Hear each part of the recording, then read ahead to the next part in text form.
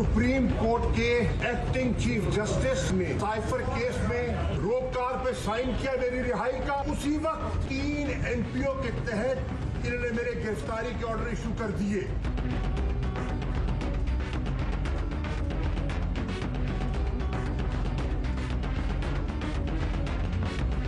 मैंने कौम की तर्जुमानी की है, मैं बेगुनाह हूं और ये मुझसे बिला वजह सियासी इंतकाम का निशाना बनाया जा रहा है।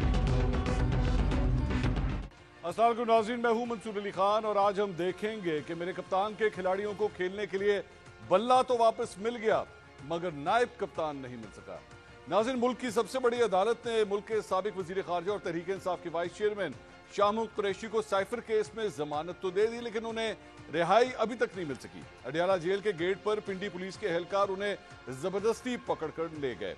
शाह महमूद चिल्लाते रहे कि उन्हें सुप्रीम कोर्ट ने जमानत दी है, लेकिन पंजाब पुलिस के शेर जवान अपनी रवायती तमीज और तहजीब का मुजाहरा करते हुए उन्हें घसीट कर साथ ले गए।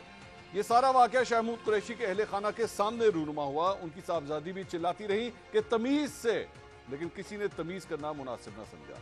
शाह महमूद कुरैशी को गिरफ्तार तो थाना आरे बाजार रावलपिंडी की पुलिस ने किया था, लेकिन थाना सदर बैरूनी की पुलिस ने भी एक और मुकदमे में उनकी गिरफ्तारी डाल दी है।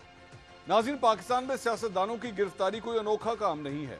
माजी में मुस्लिम लीग नून और पीपल्स पार्टी जैसी कौमी जमातों के सरबराह तवील मुद्दत तक जेल में रह चुके हैं।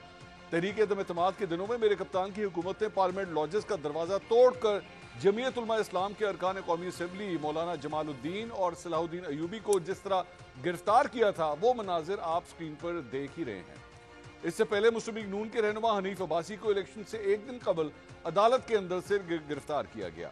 ये कहना तो गलत है कि तहरीक इंसाफ के अलावा दूसरी जमातों ने गिरफ्तारियां नहीं देखी, लेकिन यह भी हकीकत है कि एक केस के बाद दूसरे और दूसरे के बाद तीसरे केस में लगातार गिरफ्तारियों का यह सिलसिला पहली बार देखने को मिल रहा है। लगता यूं है कि मुल्क की निगरान इंतजामिया और पुलिस अदलिया के हुक्म को मानने के लिए तैयार नहीं। हम बतौर सहाफी उस वक्त होने वाली सियासी गिरफ्तारियों को के भी खिलाफ थे और आज भी सियासी मुकदमात बनाने और गिरफ्तारियां करने के खिलाफ हैं। हमने उस वक्त भी आवाज उठाई थी, हम आज भी आवाज उठा रहे हैं। जो 2018 में गलत था वो आज भी गलत है। हम तो शाह महमूद कुरैशी समेत सबके आईनी हकूक के लिए आवाज बुलंद करते रहेंगे, लेकिन हमारे सियासतदानों को खुद भी सोचना चाहिए कि वो आज जो कुछ काट रहे हैं ये उन्होंने खुद बोया था।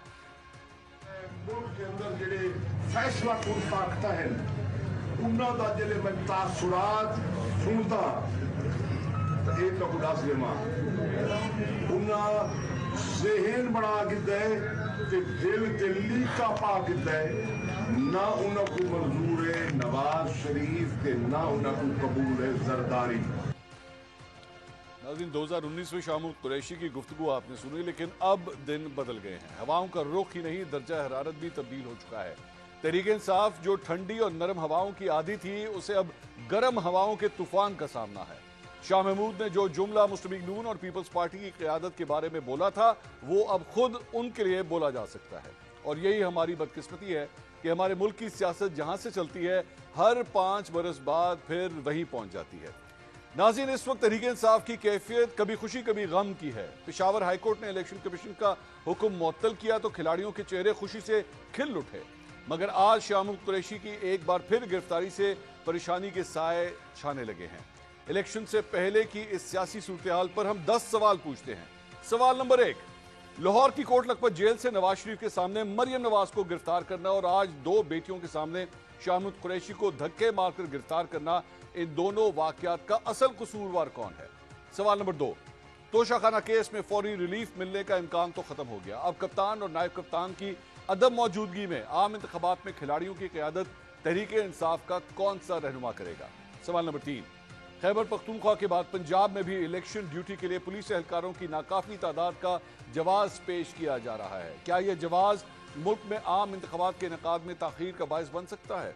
सवाल नंबर 4, बिलावल भुट्टो ने आज अपने खिताब में कहा कि हमने फैसला कर लिया कि हमारा रास्ता अलग है। उनका रास्ता अलग है, वो आज किसी और के कंधों पर सियासत कर रहे हैं। हम वो नहीं जो मुखालफीन के कागजात नामजदगी छीन कर भाग जाएं। बिलावल भुट्टो ये सब कुछ आखिर किसको कह रहे हैं? सवाल नंबर 5, इंतखाबात में तकरीबन 40 दिन रह गए हैं, लेकिन तहरीक इंसाफ के कारकुनों के खिलाफ 3 MPO का इस्तेमाल जारी है। अगर इंतजामी तौर पर सुप्रीम कोर्ट का हुक्म गैर मौसर बनाया जाएगा तो इंतखाबात को शफाफ कौन मानेगा? सवाल नंबर 6। मुस्लिम लीग नून अब यह मुतालबा कर रही है कि 9 मई के वाकयात को 7 माह हो चुके हैं, पता करें किसने कराए। इलेक्शन से चंद हफ्ते पहले इस मुतालबे पर जोर क्यों दिया जा रहा है? सवाल नंबर 7। इमरान खान के कागजात नामजदगी पर एतराज आयद किया गया है, लेकिन मियां नवाज शरीफ के कागजात नामजदगी पर तहरीक इंसाफ समेत किसी सियासी जमात ने एतराज क्यों नहीं किया? सवाल नंबर 8। तहरीक इंसाफ के खिलाफ जो जमातें इलेक्शन लड़ने जा रही हैं वो अभी तक कोई मकबूल बयानिया नहीं बना सकी। क्या बयानिए की जंग तहरीक इंसाफ पहले ही जीत चुकी है? सवाल नंबर 9। तहरीक इंसाफ को बल्ले का इंतखाबी निशान वापस मिल गया है, पीपल्स पार्टी में अहम नामों की शमूलियत हो रही है। क्या मुस्लिम लीग नून का वाज़े अक्सरियत का ख्वाब अब ख्वाब ही रहेगा? सवाल नंबर 10। सुप्रीम कोर्ट ने प्रैक्टिस एंड प्रोसीजर केस के तफसीली फैसले में पार्लियामेंट की बालादस्ती को कबूल कर लिया है। फिर सियासतदान बाहमी मसाइल के हल के लिए पार्लियामेंट के बजाय अदालतों की तरफ क्यों देखते हैं?